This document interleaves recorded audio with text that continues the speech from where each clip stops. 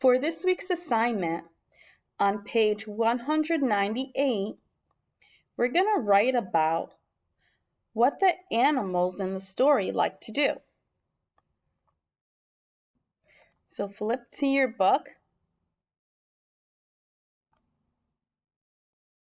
Here's my book, and I'm going to start reading at the top. A lot of fun. They like to tug. They have a lot of fun.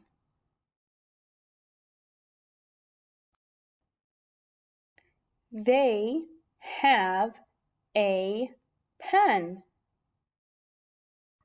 They hop and hop.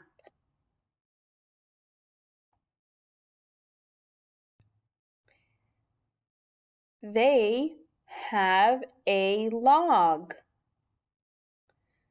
They like to nap a lot.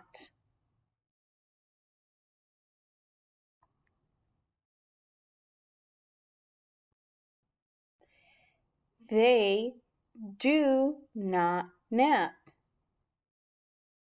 They have a lot of fun.